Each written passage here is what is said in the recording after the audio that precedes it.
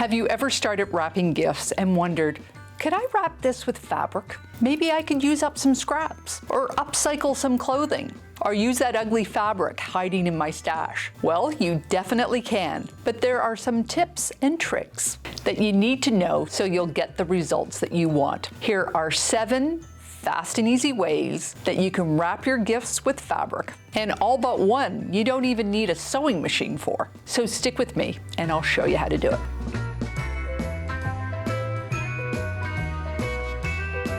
Hi, I'm Karen Brown of Just Get It Done Quilts. I give you tips, tricks, and strategies to help you make the quilt that you want to make.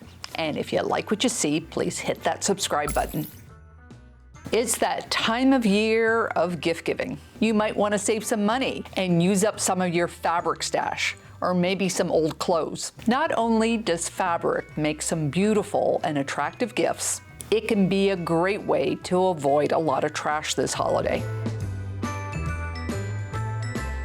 To wrap a gift with fabric, you just need to prepare it.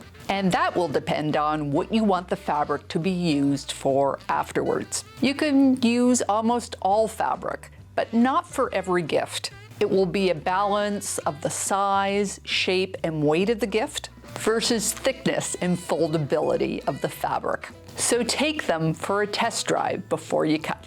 Also note that quilting cotton is only printed on one side, where batiks and wovens have color on both. First, you'll want to cut your fabric squarish.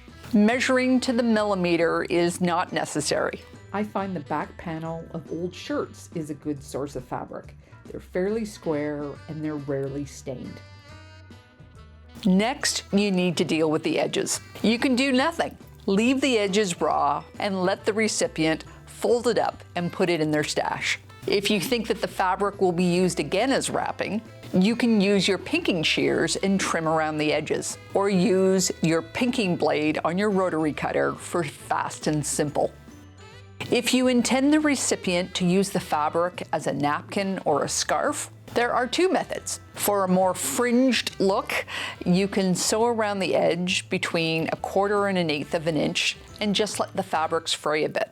Or use a picot stitch for a smooth finish. This means getting out your serger. You only need 3 threads. You need to move the stitch finger out of the way and reduce the stitch size. I wish I could give you more specific directions, but it's different for every brand and model.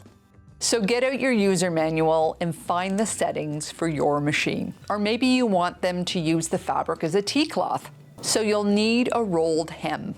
You can use a rolled hem foot if you have one, or turn your own hem. I am turning mine under a scant 1/4 inch and then folding it over again and then just sewing along the edge. And it is possible to use your scraps, so stay to the end where I show you how. It really doesn't get much simpler. Start with a square piece of fabric.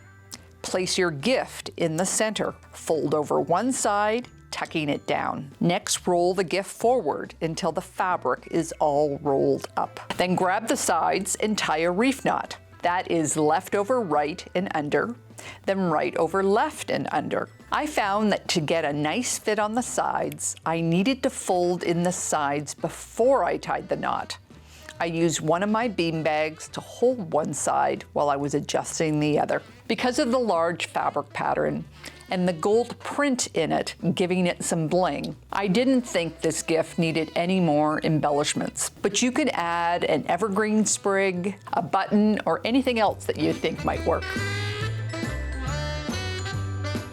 This method is also easy. Start with a square piece of fabric, place your gift in the center. From the bottom, fold over the fabric so that the bottom corner tucks in.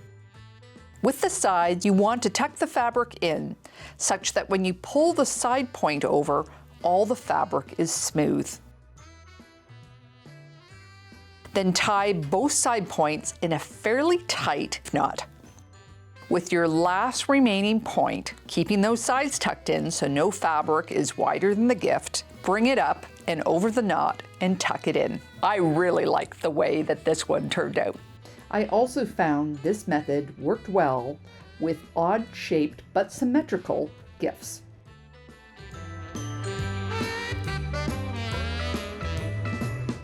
This next method is great when you have two similar items to wrap. Place your items standing up in the middle of your fabric. Then lie them down, leaving a gap in between them. Take the fabric from the top and fold it over the bottom, tucking it in and smoothing the fabric out. Roll your gift forward.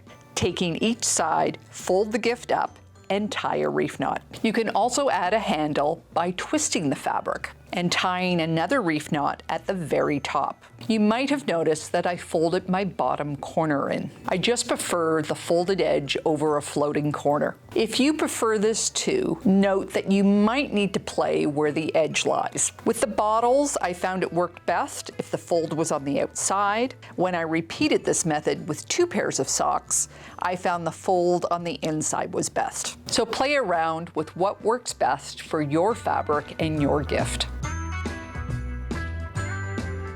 Now this one is almost a no-brainer. You take a roll.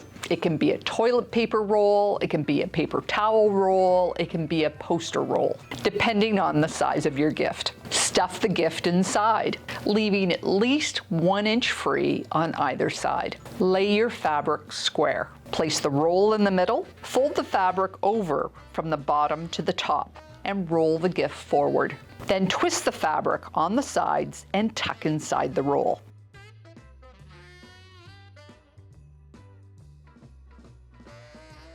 This is another method where I prefer to fold the top edge down so I have a more finished edge. I also took this method for a test drive with a tea towel. Talk about fast and simple.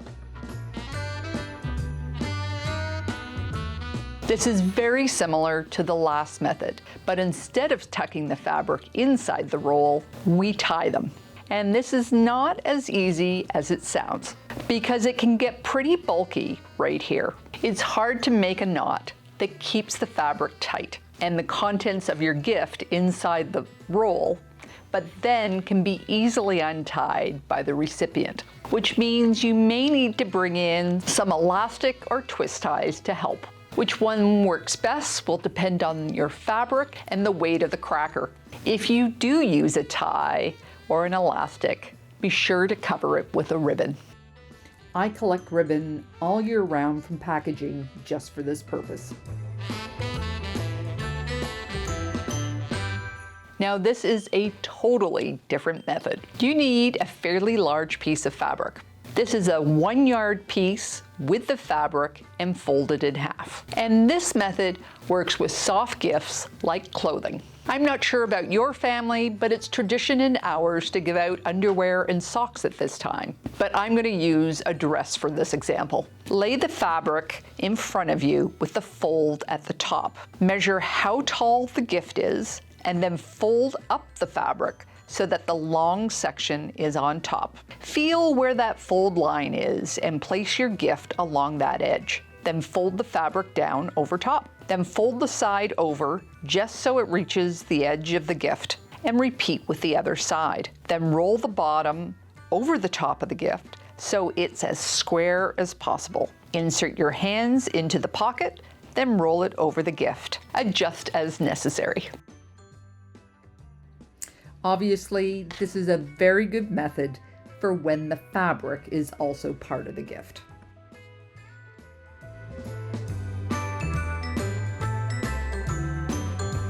You have seen this bag before. It was featured in my video on what to do with ugly fabric, and in my vlog number 3, I showed you detailed instructions on how to make it.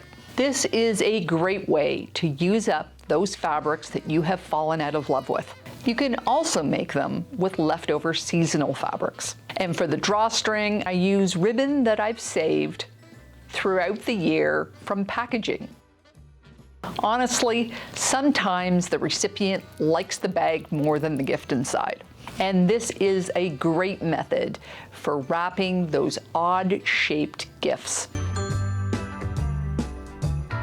Since all you need to wrap a gift is a square or a rectangle of fabric, you can easily use your scraps to create one. The size of the scraps are your choice, But just remember that the seams on the back will show, so you might want to finish them first. The easiest way that I have found to finish the edges as I grow my wrapping fabric is to use the picot stitch on my serger. You just need to remember to work with the wrong sides together. I have made that mistake a number of times. Once you have a large enough piece, give it a quick press and then sew around the outside edge. There's no need to square up first. Let the serger do the trimming for you.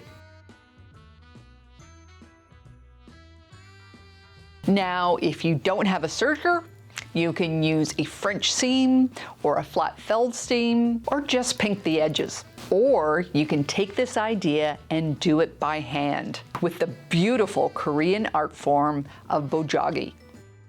Earlier this year, I had Youngmin Lee on Karen's Quilt Circle, who told us all about it. She is teaching at QuiltCon, plus she has an online course. I'll leave a link to her interview in the video description below. So what method are you going to try? Take a piece of fabric and experiment. You'll be amazed at how fast and fun it is, as well as using up some of that fabric stash. If you still need some gift ideas for the maker in your life, check out my holiday gift guide. And don't forget to sign up for this year's Declutter Challenge. Take care, and I'll see you next time.